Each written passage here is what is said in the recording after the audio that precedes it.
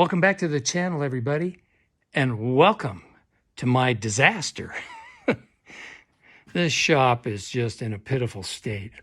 In a very near future video, after I finish up a couple of projects, I'll start filming a short series on putting in more storage, organizing this place a little bit. That's probably not going to be very interesting to many of you, but I've got to stop my normal video production and get that done because this place is just a mess.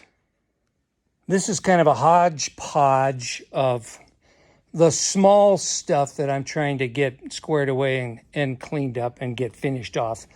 If you remember my series on the recent pump jack trailer, getting ready for Eldorado days, I was having Magneto issues. I borrowed one from my pal Larry. Well, I've since returned that, and I am now working on the Magneto for my larger 3 to 5 engine. Pulled the back side of this apart and discovered why the impulse isn't working. The spring is intact. It's not broken. You can see I've got it captivated with some mechanics wire so it doesn't go boinging out of there. The problem is this plate right here. I believe the manual calls this the impulse snap coupling or snap plate. I have to go look at the parts manual again online to be sure. But as you can see, hopefully this will focus. See how that's all worn out there, rounded off. It's supposed to catch right here on this pin. And it doesn't always catch there. It slips off because it's worn out. But when it does, this impulse snaps over beautifully. No spark, but that's a separate issue. So, I don't know if you can see inside this mag or not, but this one is all nice and sharp. Whoops, not rounded off, and it snaps every time. But this one is shot. I've got a horde of Magnetos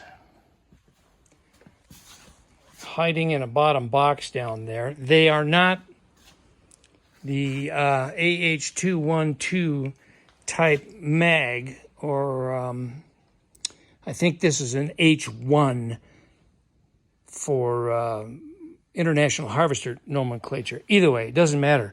So I'm going to search through that and see if there's some commonality in parts. See if one or more of those different style Magnetos uses that same snap coupling. So we'll see what happens there. eBay came through for me. Broken rocker, and a new one at Flywheel Supply, I think I mentioned in an earlier video, was $75 just for one. I'm not complaining about that price because these are cast iron. Foundry work is expensive, and you know, even though this appeared to be a common problem with these braking on these little LB engines, there's not many of us out there that are playing with these. So for a company to even have them in stock is kind of miraculous. And you know, a foundry's got to set up. They want to do a batch of them, you know, because firing off the furnace and all of that, it's all time consuming and costs money. So they want to do a batch. They don't want to do onesie twosies, or they would be probably $200 a piece. So anyway, I'm not complaining about the price at Flywheel Supply because I'm surprised it's not over $100 as it is just with foundry costs. And then, you know, they're shipping to the retailer, then the retailer's got to mark it up so they make a little on it, and blah, blah, blah. I'm talking too much. So anyway, I went on eBay. I did an eBay search, and by golly, a vendor there came through. He had the entire rocker assembly for a 1.5 to 2.5 International LB, which is what this little red one is. Including shipping, it was $43. Yeah, it's used, but this thing ain't gonna care.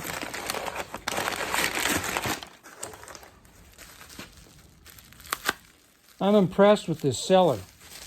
This thing is lightly oiled. He tie-wired, or she tie-wired the whole thing together, so you know you wouldn't lose the spring and all of that. I've got the shaft, I've got both rockers.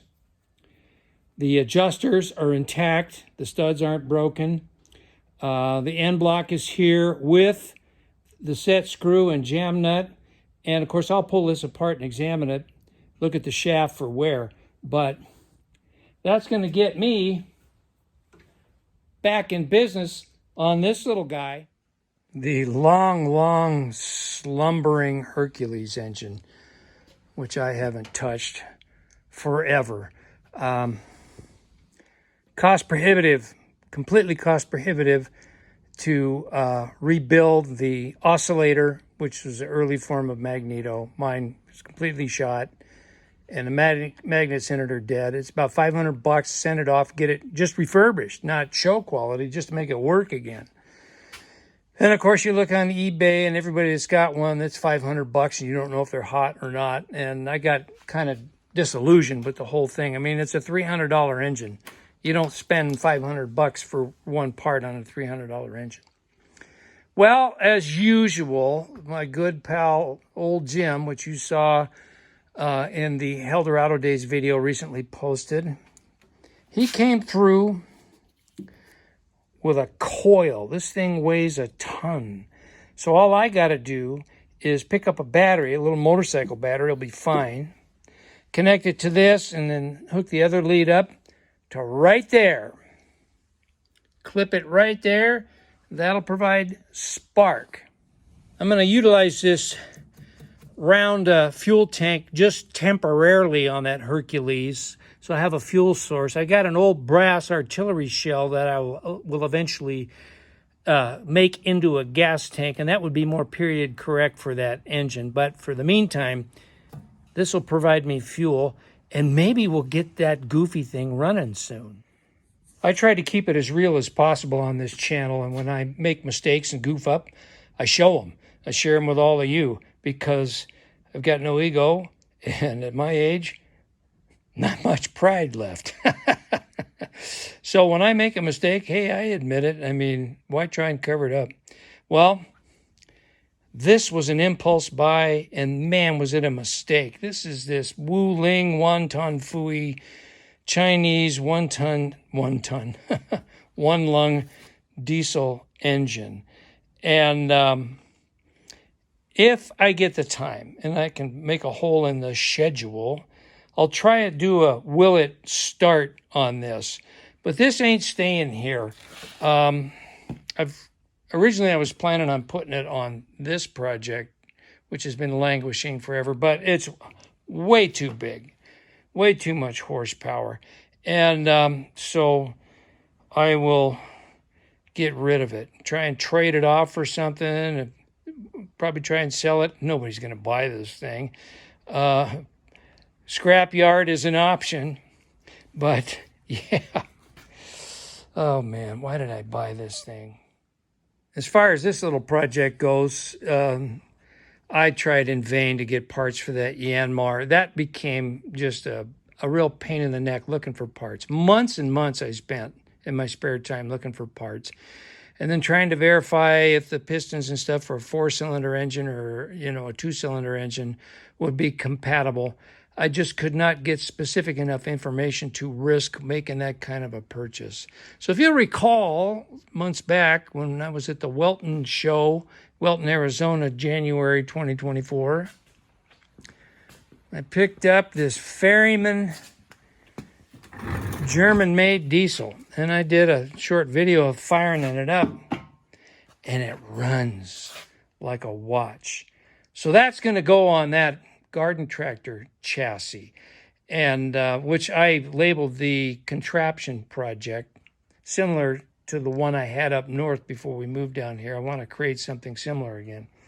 But this little Ferryman's going to do the job. Some of the little chores around here that I usually don't film, but have to be done.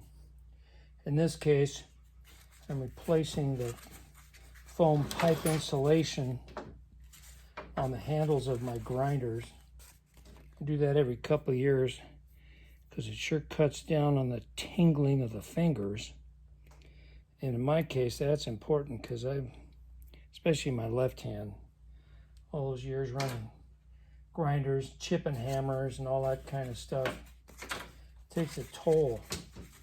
And so I think I shared this a couple years ago. But just, go down to your local hardware store, pick up some foam pipe insulation, cut it to length to suit your grinder handles, and your hands and fingers, even your wrists, will love you for it. There you go. Nancy and I went to an estate sale yesterday and got some goodies. We got a nice propane regulator and a hose. Why did I get that? Because I got a brand spanking new little, what is this? 5 pound, 5 gallon, no, that's not 5 gallons. 5 pound propane tank, brand spanking new. What am I going to use this for? I don't know yet, but for $10, couldn't pass that up.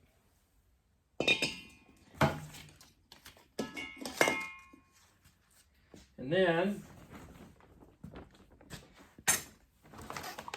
got a brand new selfie stick. Maybe that will help aid in the video production around here. We'll see. Brand new container, unopened, of heavy string or twine. I'm always using this stuff around here for odds and ends type stuff. High-speed steel hacksaw blade. That timing on that was perfect because I am out. Brand new scraper with the razor blades. Great for paint cleaning, removing gaskets. That's a big one for me. And I got to clean it up a little bit, but this is a Swingline power gun stapler. The old Craftsman that I have has got oddball size staples. You can't get it anymore unless you find new old stock on eBay. So I bought a brand new Arrow, and it jams more than it staples. So, I mean, for the price on this, I'm going to give it a try. So, made in the USA, an old Swingline hand stapler. We'll see how that works. I've been looking for one of these for 20 years. This is a GM distributor wrench. I don't own GM products. I have in the past, but not for a long time. But who knows? I may wind up with a small block Chevy sometime. But this is a genuine Snap-on. I paid 50 cents for this. Holy smokes. And then paintbrush. Always using those around here. And then I need more wrenches, like I need a hole in the head. But I thought this little Craftsman combination open end 3/8, 7/16 wrench would be handy. And I got this, this one I bought, and all these are old Craftsman, so still made in the USA, not the Chinese clones with the Craftsman name on them. But the reason why I bought this one, all the old engines I work on tractors, 25, 30 seconds on this open end. And then 13/16 here, but I bought it strictly for the 25, 30 seconds. And the last one is just another Craftsman, of course, 3/4 inch. The reason why I bought this is years ago I cut the one I had in half because I needed to reach in, and I needed a stubby wrench to get into what I was working on. And this fit the bill perfectly. So, yeah. Estate sale treasures. Sorry about the wind noise. The Farm All H, that's coming in this winter. I'm not going to put off my bucket list tractor any longer. That's coming into the shop. I'm going to pull these rotten tires off the back. Yeah. And put these ones on. Those rims, those front rims there are all bent up. So I'm putting the word out to all you viewers. I'm looking for a decent set of Farm All H front rims. I got brand new tires to put on them. I mean, I can straighten these, but that would take forever, and I really don't want to invest the time in it. If I can find a pair of front wheels reasonably priced, that's what I want to do. So I can put tires on it, put them back on the H, and get the H in the shop. It's time to work on that. Long-term goal. I want to find a 30-foot shipping container, which is kind of hard to find. They do make them. And park it here where the pump jack trailer is. Attach a roof from the shop to the roof of the Connex box. Make a breezeway through here. I'll have covered parking for the pump jack trailer and maybe a couple of the smaller tractors like the Green Bean and the Gibson. And then my woodworking equipment, I want to move out of here because it occupies a lot of real estate here in the shop. And I use this. I mean, I'm a metal worker, but I do use the woodworking equipment from time to time. Home maintenance and small projects for Nancy. So, but I want to get all this in the Connex box or shipping container and create a little wood shop in there dedicated. And then that will clean up this corner and make more room. I've talked about these snap-on cabinets several times, did a short video on retrieving them, but it is time to get them on the wall. And I'm going to be doing that very soon, along with these overhead storage racks for light-duty material and stuff. And I got to get them suspended up, attached to one wall, and then suspended from the overhead beams. Because as you can see, clutter and mess is driving me nuts. So again, that's why I say there's going to be kind of a hiatus on project videos. I mean, I'll share this. It probably won't be interesting content, like I said, but I'll share me doing that because I have got to get this junk organized. So I'm getting ready to take on the challenge of making my own belt pulley for the electric motor on the Camelback drill press project. So it was time to do some maintenance and cleanup on my Powermatic bandsaw. I picked this up about a year ago.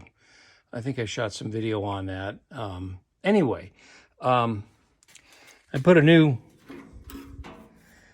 plug on the end because the old one was shot.